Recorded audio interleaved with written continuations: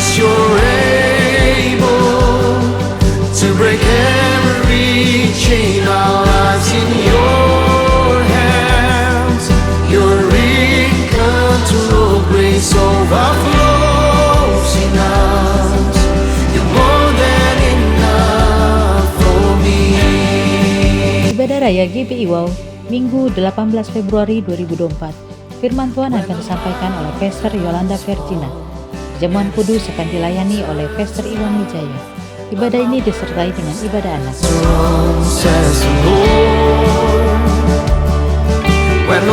Ibadah Raya GBI Wow, Minggu 25 Februari 2024. Firman Tuhan akan disampaikan oleh Pastor Henry Chandra Dinata. Ibadah ini disertai dengan ibadah anak. Sing your love.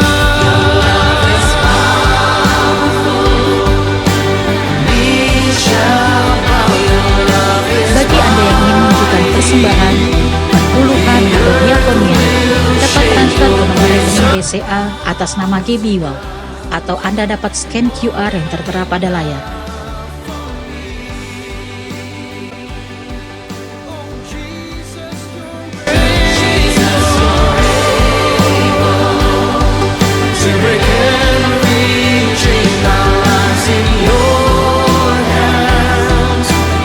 Mari sama-sama kita ucapkan Mazmur 91. Dalam lindungan Allah.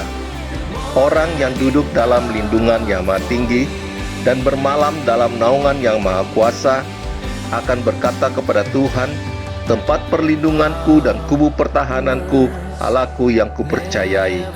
Sungguh, dialah yang akan melepaskan engkau dari jerat penangkap burung, dari penyakit sampar yang busuk.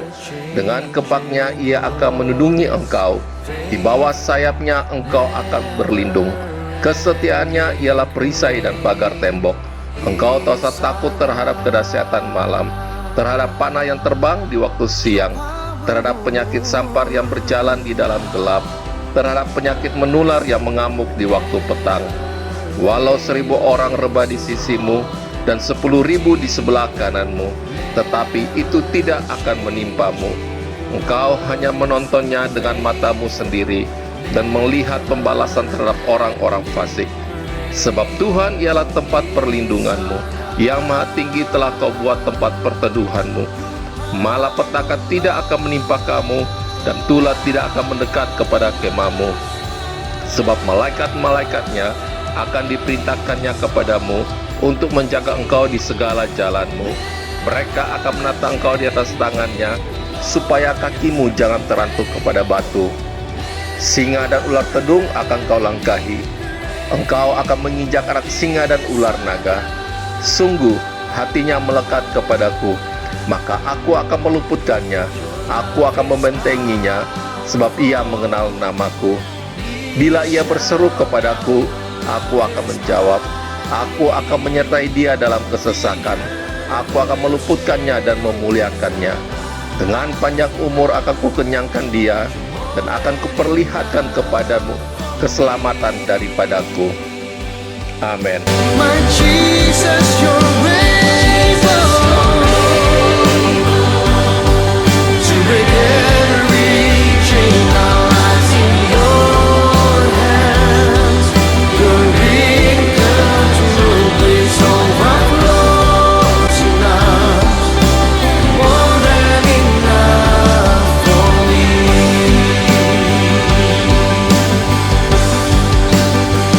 Grace overflows in us.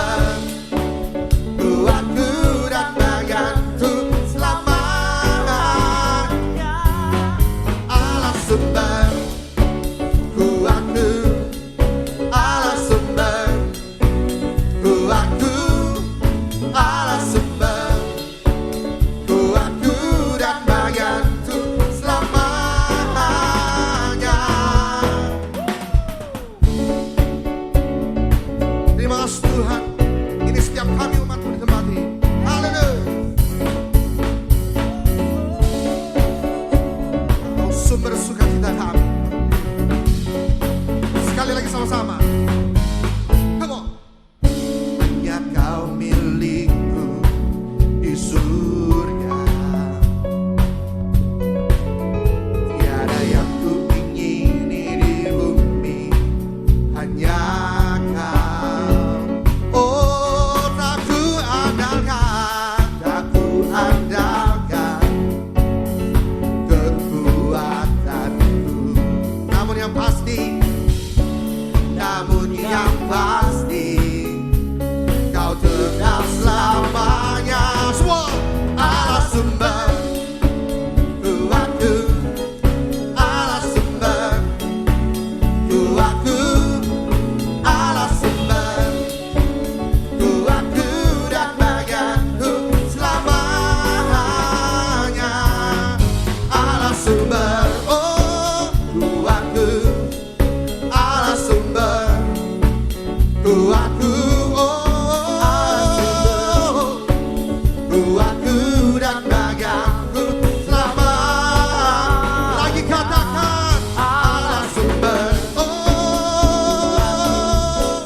Allah sumber kuatku, oh Allah sumber kuatku dan bagianku selamanya.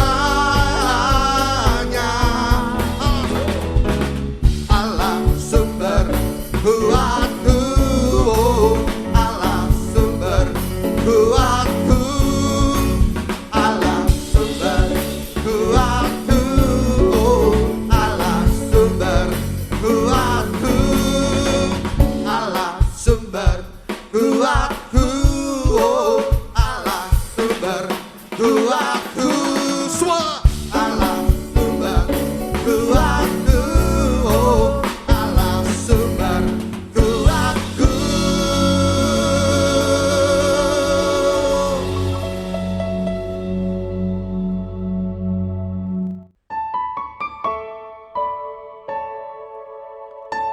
Kami mau terus menyembah Engkau pagi hari ini ya Tuhan. Kami mau terus ngalamin hadirat-Mu pagi hari ini. Terima kasih ya Tuhan. Pagi ini kami mau katakan Tuhan Engkau baik buat setiap kami Tuhan. Kasih-Mu besar buat setiap kami ya Bapa. Terima kasih.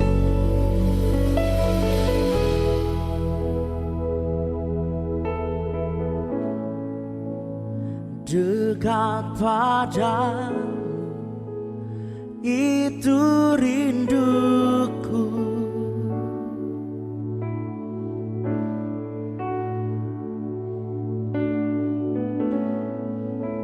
setiap kataku Kau pun menunggu.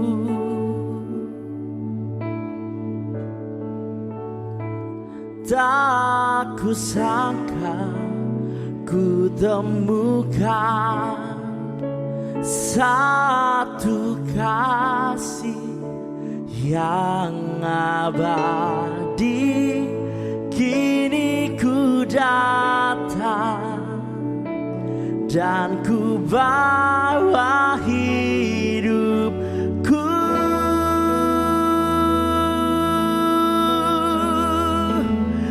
memandang wajah-Mu, mengikuti kebaikan-Mu, mengejar hadir-Mu dalam hidupku.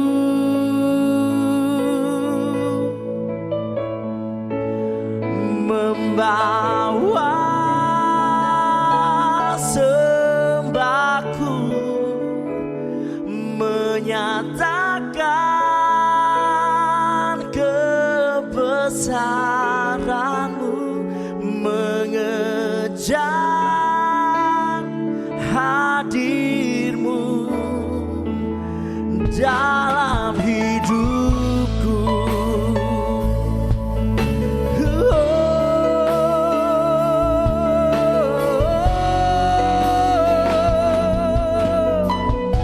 Sama-sama angkat suaramu, kita mau katakan dekat padamu itu rinduku,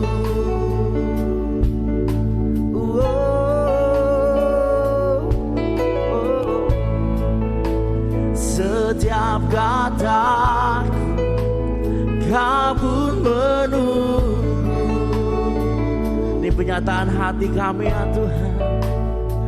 Tak kusangka ku temukan satu kasih yang abadi. Kini ku datang dan ku bawa hidupku,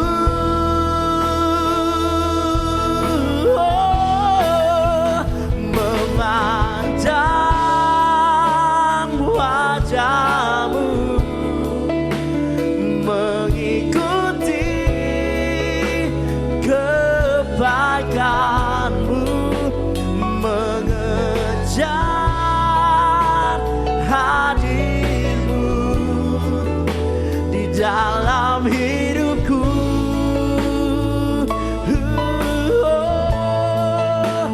Membawa sembahku,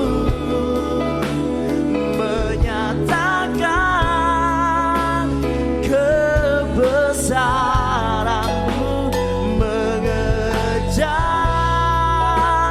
hadirmu, oh dalam hidupku. Mari lebih lagi angkat suaramu. Oh, memandang wajahmu, mengikuti kebaikanmu, mengejar hadirmu dalam hidupku.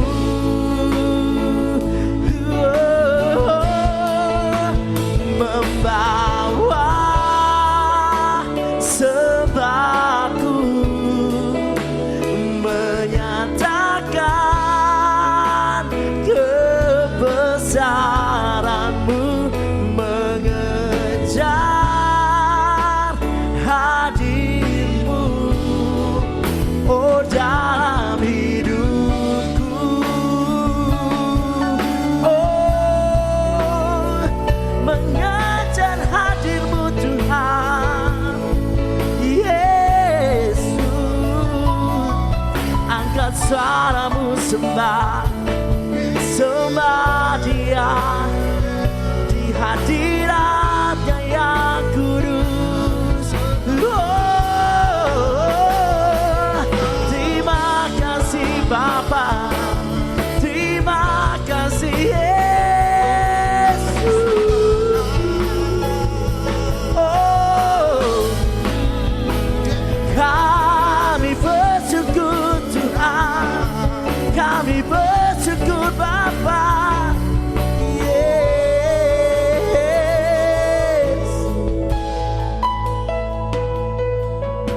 Terima kasih Bapa.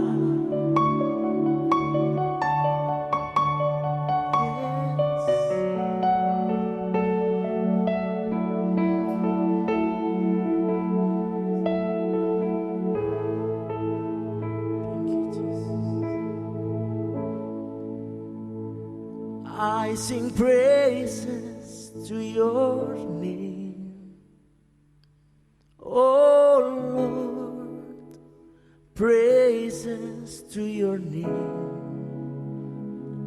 oh Lord, for your name is great and greatly to be praised. I sing praises to your name, oh Lord, praises to your name, oh Lord, for your name is great and greatly to be praised. Come on, sing over your heart, lift up your voice. I sing praises to your name, oh Lord, yes.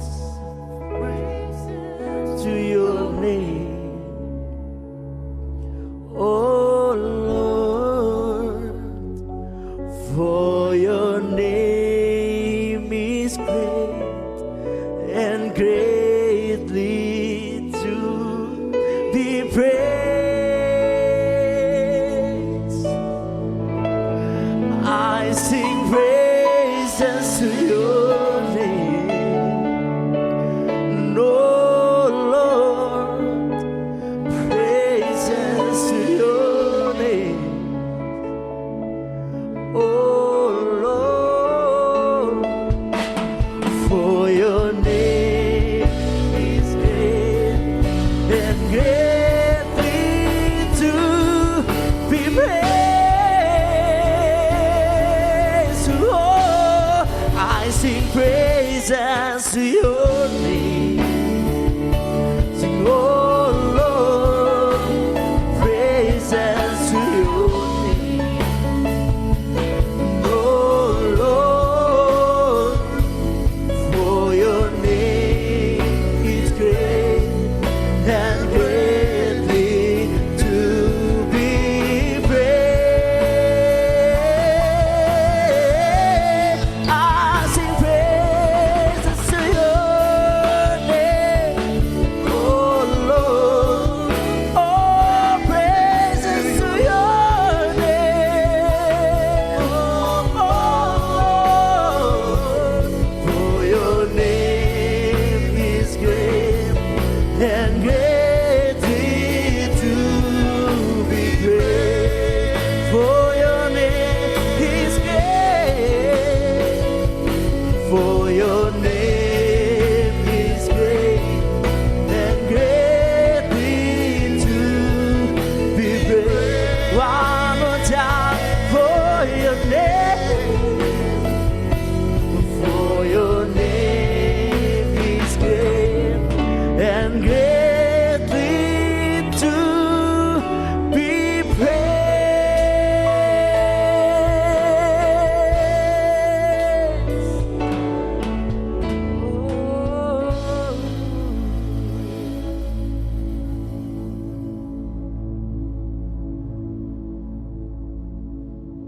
Tahun 2024 adalah tahun untuk bangkit. Jadi teranglah. The year to arise and shine. Bangkitlah, terangmu sudah datang. Bangkitlah, terangmu sudah datang. Kemuliaan Tuhan telah terbit. Kemuliaan Tuhan telah datang. Kemuliaan Tuhan telah terbit atasku, atasku, atasmu, atasmu, atasku.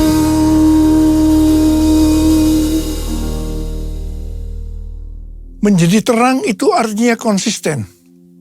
Tidak kadang-kadang terang atau kadang-kadang gelap, tetapi harus terus-menerus menjadi terang.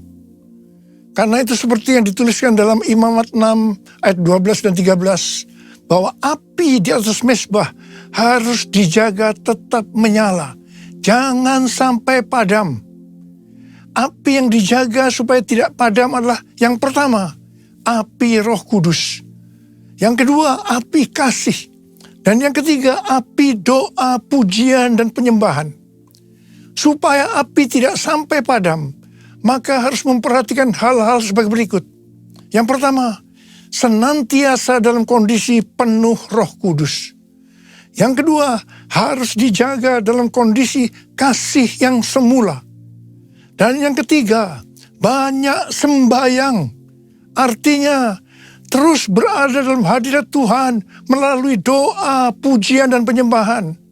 Dan taat terhadap perintah Tuhan. Hal yang kedua, menjadi terang artinya hidup berjaga-jaga.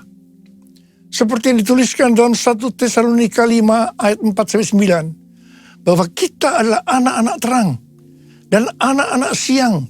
Kita bukanlah orang-orang malam atau orang-orang kegelapan. Sebab itu, baiklah kita jangan tidur seperti orang-orang lain, tetapi berjaga-jaga dan sadar. Berbaju sirahkan iman dan kasih, dan berketopongkan pengharapan keselamatan.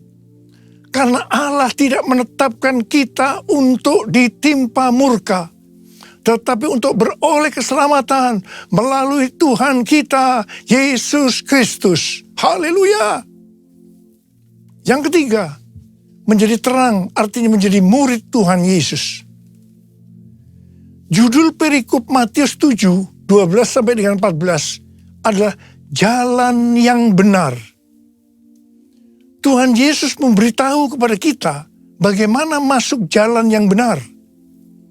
Matius 7 ayat 13 dan 14 berkata, "Masuklah melalui pintu yang sempit, karena lebarlah pintu dan luaslah jalan yang menuju kepada kebinasaan, dan banyak orang yang masuk melaluinya. Betapa sempitnya pintu dan sesaknya jalan yang menuju kepada kehidupan. Hanya sedikit orang yang mendapatinya." Hal yang sama juga ditulis dalam Lukas 13 ayat 23 dan 24. Seseorang berkata kepadanya, "Tuhan, sedikit sajakah orang yang diselamatkan?" Jawab Yesus kepada orang-orang di situ, "Berjuanglah untuk masuk melalui pintu yang sempit itu. Sebab aku berkata kepadamu, banyak orang akan berusaha untuk masuk, tetapi tidak akan dapat." Berbeda dengan pendapat beberapa pengkhotbah yang berkata bahwa diselamatkan merupakan hal yang paling mudah di dunia ini. Justru Tuhan Yesus mengajarkan bahwa kita tidak dapat mengharapkan mayoritas orang mengikutinya pada jalan yang menuju hidup, yaitu jalan yang benar tadi.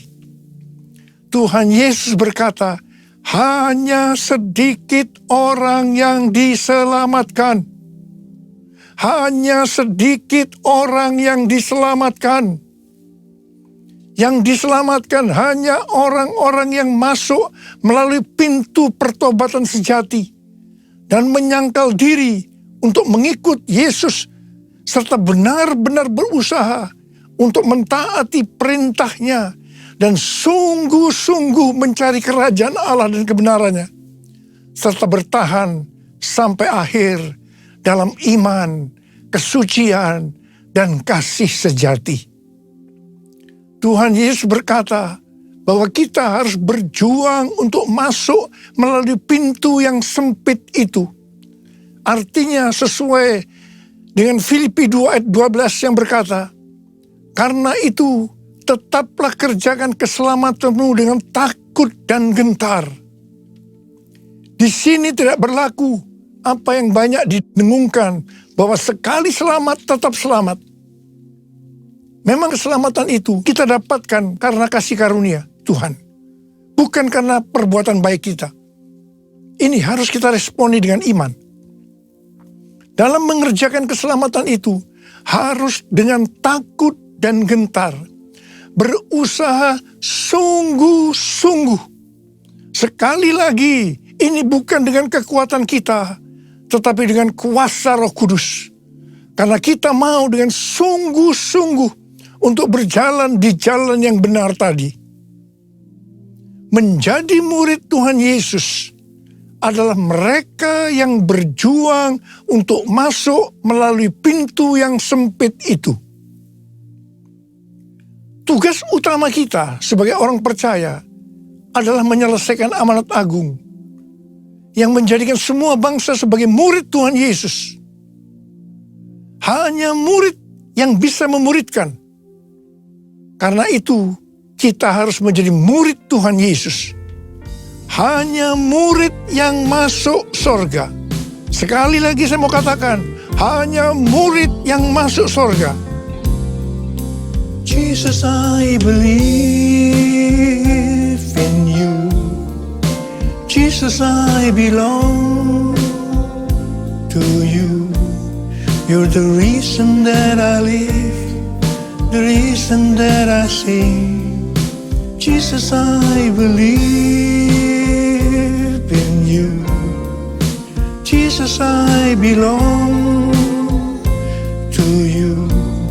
You're the reason that I live, the reason that I sing with all I am. I will worship you.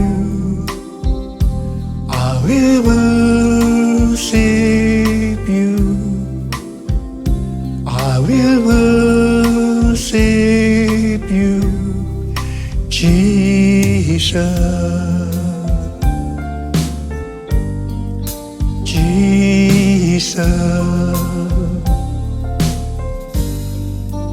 Jesus.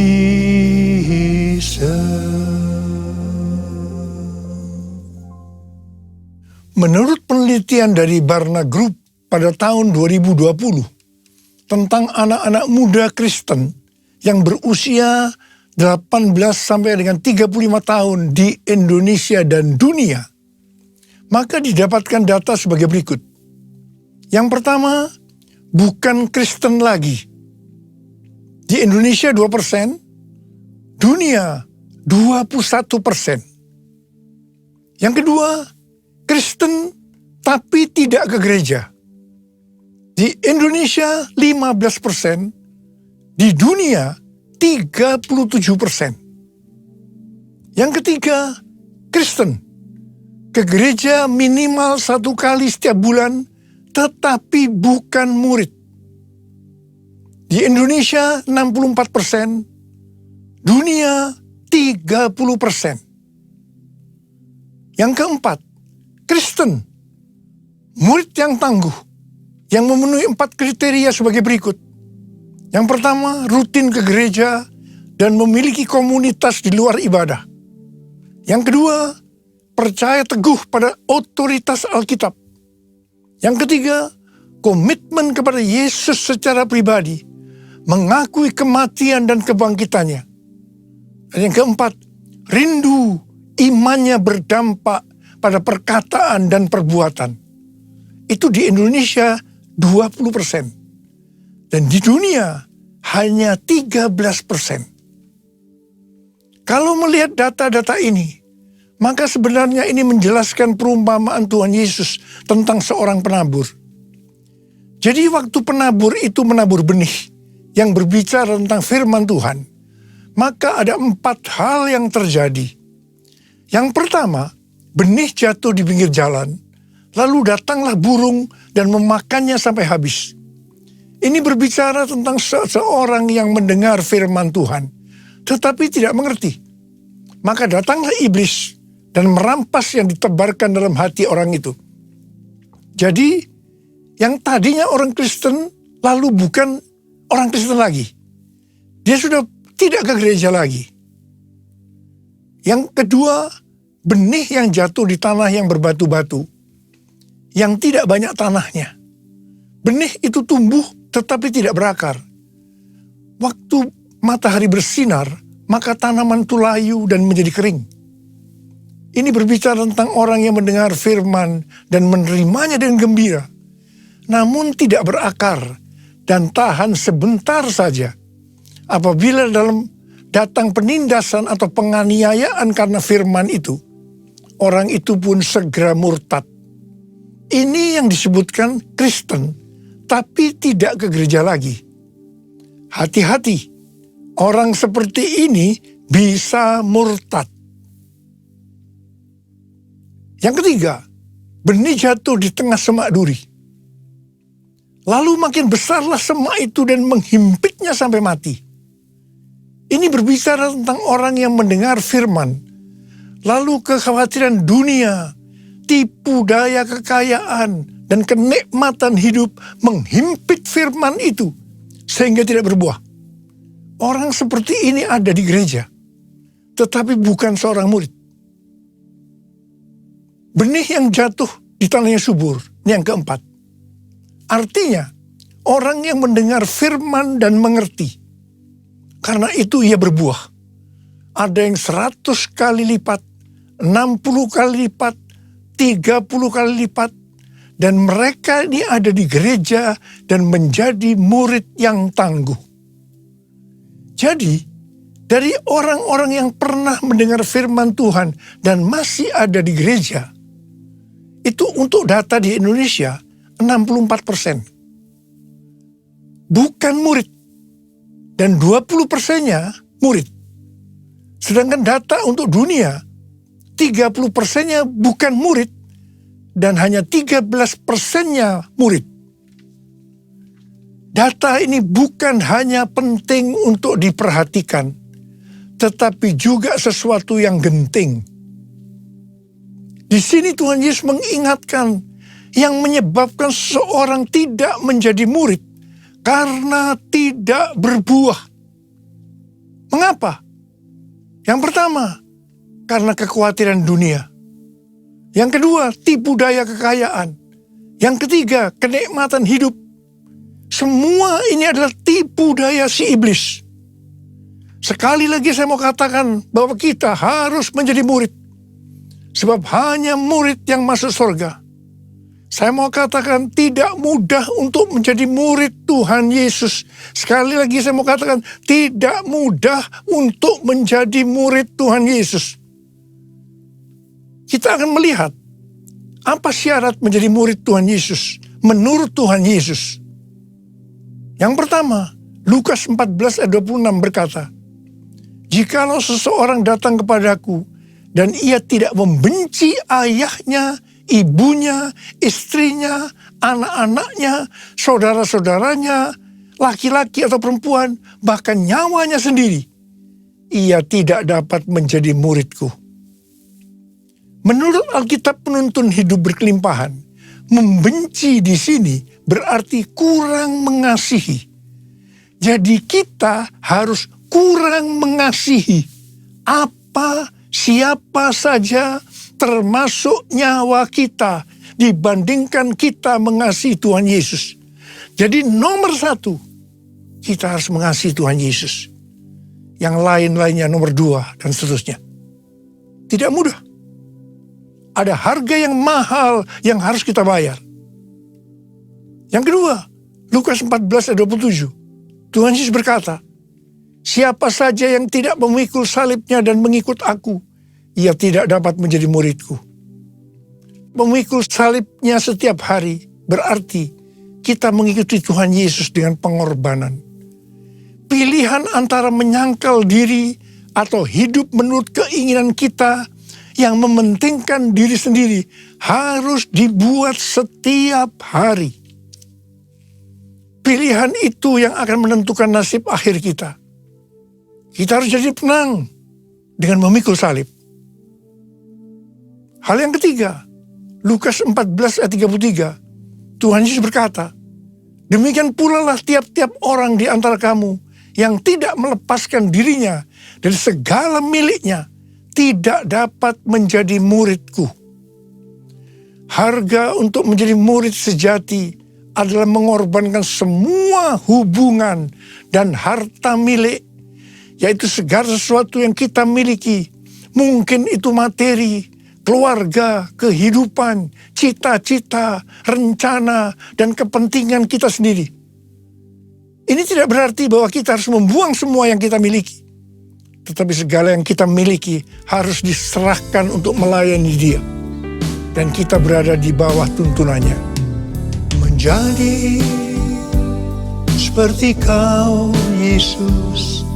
Menjadi seperti Kau, Yesus. Menjadi sempurna dalam seluruh hidupku. Menjadi seperti Kau, Yesus. Menjadi seperti Kau, Yesus. Menjadi sempurna dalam seluruh hidupku. Dalam seluruh hidupku. Menjadi terang itu artinya kita harus menjadi terang dunia. Sesuai dengan Matius 5 ayat 14 sampai dengan 16. maka kita adalah terang dunia. Hendaknya terang kita bercahaya di depan semua orang, supaya mereka melihat perbuatan kita yang baik dan memuliakan Bapa kita yang di sorga. Kalau mau menjadi terang, maka kita harus hidup berintegritas. Apa yang kita perkatakan, itu juga yang kita lakukan. Bukan rahasia lagi bahwa cukup banyak pendeta yang takut untuk memberikan pelajaran tentang kebenaran memberi persembahan uang dalam kemurahan hati. Saya tidak tahu alasannya mengapa takut. Tetapi akibatnya, baik pendeta itu maupun jemaatnya gagal untuk menerima berkat yang terbaik yang Tuhan sediakan. Sudah lebih dari 13 tahun, Tuhan berbicara kepada kita tentang persembahan sulung. Dari Amsal 3 ayat 9 dan 10 yang berkata, muliakanlah Tuhan dengan hartamu, dan dengan hasil pertama dari segala penghasilanmu. Maka lumbung-lumbungmu akan diisi penuh sampai melimpah-limpah, dan bejana pemerahanmu akan meluap dengan air buah anggurnya. Sesuai dengan referensi dari catatan Amsal 3 ayat 9 dan 10 dari The Apologetic Study Bible, dan catatan Alkitab Penuntun Hidup Berkelimpahan dari Life Application Study Bible, yaitu versi Injili, maka yang dimaksudkan dengan persembahan sulung adalah hasil pertama yang merupakan hasil terbaik secara kualitas maupun kuantitas. Hasil pertama dari penghasilan atau gaji kita, bukan sisa-sisa. Persembahan sulung untuk tahun 2024 adalah seluruh penghasilan yang didapatkan pada bulan Januari 2024 yang diberikan pada bulan Februari 2024. Dalam Markus 12 ayat 41 sampai dengan 44, Tuhan Yesus sendiri yang menyinggung tentang memberikan persembahan dari seluruh penghasilan seorang janda miskin. Pada suatu kali, Yesus duduk menghadapi peti persembahan dan memperhatikan bagaimana orang memasukkan uang ke dalam peti itu. Banyak orang kaya memasukkan dalam jumlah yang besar. Lalu datanglah seorang janda yang miskin, dan ia memasukkan 2 uang tembaga, yaitu uang receh terkecil. Yesus memanggil murid-muridnya dan berkata kepada mereka, sesungguhnya aku berkata kepadamu, janda miskin ini memberi lebih banyak daripada semua orang yang memasukkan uang ke dalam peti persembahan. Sebab mereka semua memberi dari kelimpahannya. Tetapi janda ini memberi dari kekurangannya. Semua yang dimilikinya, yaitu seluruh nafkahnya. Di sini Tuhan Yesus tidak melihat besarnya jumlah persembahan, tetapi berapa persen dari penghasilannya yang dipersembahkan. Meskipun jumlah persembahan janda miskin ini relatif kecil dibandingkan orang kaya tadi, tetapi Tuhan Yesus berkata bahwa janda miskin ini memberikan lebih banyak dibandingkan semua orang kaya tadi. Mengapa? Karena persembahan yang diberikan janda miskin itu adalah seluruh nafkahnya, yaitu seluruh yang dia miliki.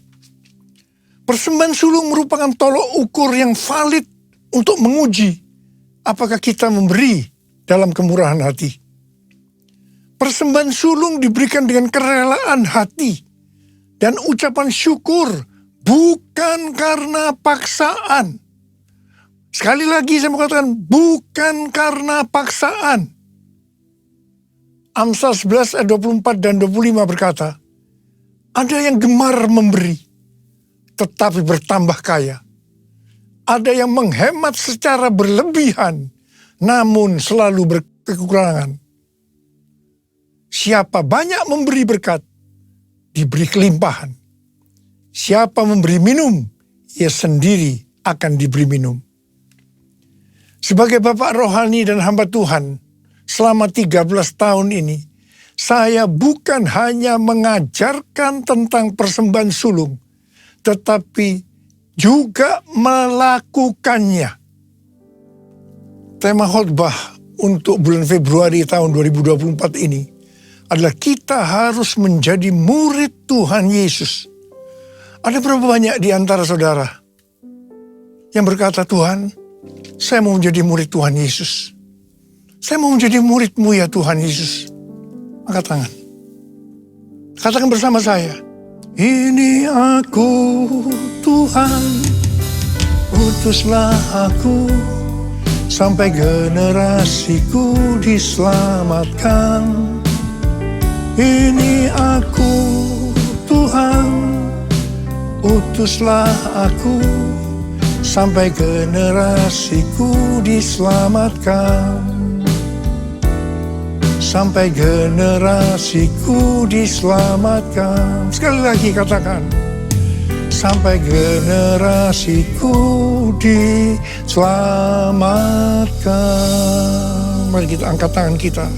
Kita berbahasa roh. Sembah Dia. Uriala masyandara kana mayara la bala bala bala bala bala. Uriala la bala bala bala bala bala bala bala bala bala. Sembah Dia. Berbahasa roh, berbahasa roh, berbahasa roh. Uriala kana mayara la bala bala bala bala bala bala bala. Oh, Tuhan, urapi kami semua. Urapi Tuhan anak-anak-Mu yang sedang mengangkat tangan mereka.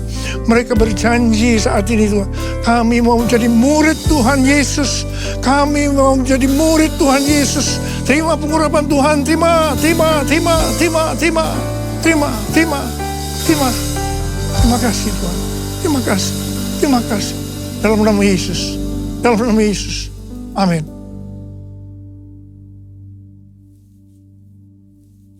Kita akan masuk dalam perjamuan kudus. Kita akan mengingat ayat ini. Sebab setiap kali kamu makan roti ini dan minum cawan ini, kamu memberitakan kematian Tuhan sampai Ia datang. Perjamuan kudus adalah perjamuan Tuhan Yesus sendiri. Setiap kali kita masuk dalam perjamuan kudus, Tuhan selalu berkata kepada kita, biarlah ini menjadi peringatan akan aku. Karena itu mari, arahkan hati kita kepada kebaikan Tuhan. Kita akan mengingat kebaikan Tuhan. Supaya kita lebih mengasihi Tuhan Yesus. Supaya kita lebih mengasihi satu dengan yang lain. Mari tundukkan kepala. Bapa, siapakah kami sebelum kami mengenal Engkau? Kami semua orang berdosa. Upah dosa adalah maut, mati. Tapi Engkau yang tidak berdosa telah dijadikan dosa oleh karena kami. Engkau harus turun dari sorga mulia, mati ganti kami dengan penderitaan yang luar biasa. Sungguh kalau kami pikirkan betapa baiknya Engkau ya Aba. Engkau jadikan kami sebagai anak-anak-Mu. Engkau berkati, Engkau tuntun, Engkau bela, Engkau lindungi, Engkau sembuhkan hamba-Mu. Dan Engkau juga tegur kalau kami salah. Tuhan terima kasih, itu Engkau ya Aba. Itu Engkau ya Aba. Tuhan akan memberkati kita melalui perjamuan kudus. Tapi Tuhan mau kita makan dan minum dengan cara yang benar. Karena itu masing-masing berdoa. Introspeksi.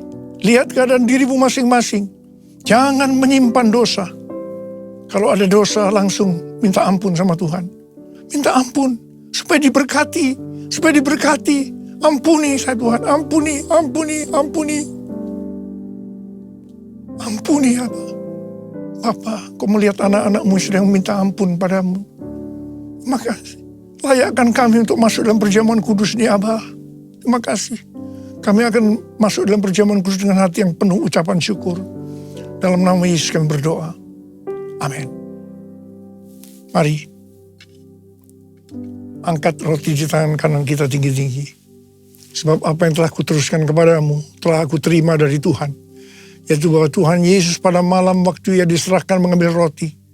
Dan sesudah itu Ia mengucap syukur atasnya. Yang memecah-mecahkannya dan berkata, inilah tubuhku yang diserahkan bagi kamu. Perbuatlah ini menjadi peringatan akan aku. Saudara dikasih Tuhan, bukankah roti yang kita pecah-pecahkan ini adalah persekutuan kita dengan tubuh Kristus? Mari kita makan dalam nama Yesus.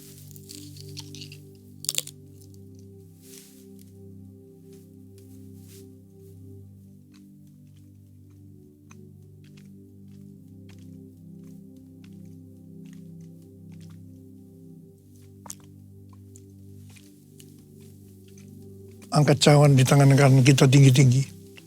Demikian juga yang mengambil cawan sesudah makan lalu berkata, Cawan ini adalah perjanjian baru yang dimeterkan oleh darahku.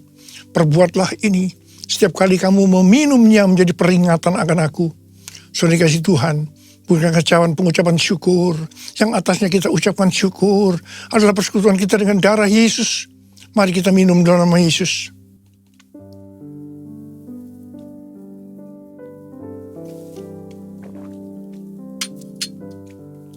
Angkat tangan kita di hadapan Tuhan. Ucapkan syukur dan terima kasih dengan suara.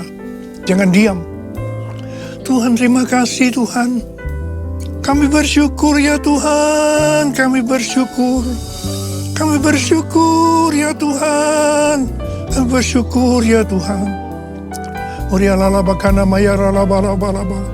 Engkau melihat anak-anakmu Tuhan yang sedang mengangkat tangan mereka. Bapa, jamah kami, jamah anak-anakmu.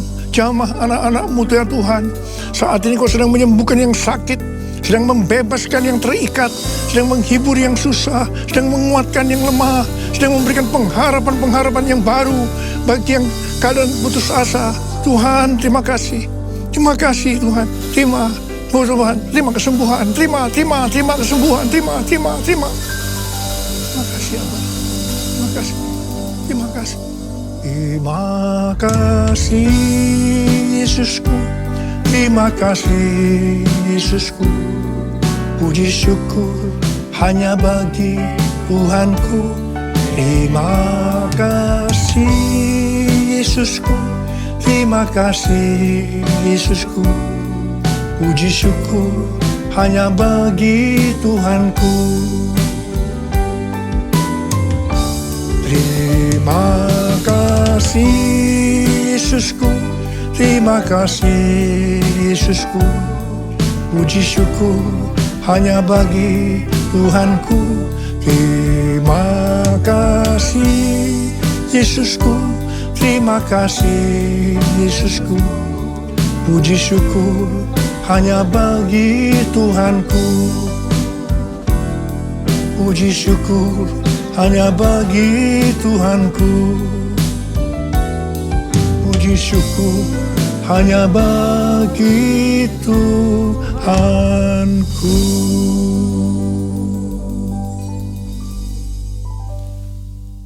Terimalah berkat Tuhan. Kasih karunia berlimpah-limpah daripada Allah Bapa di dalam anak yang tunggal Yesus Kristus.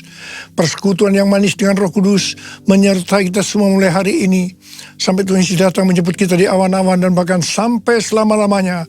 Yang percaya bersama-sama katakan, amin.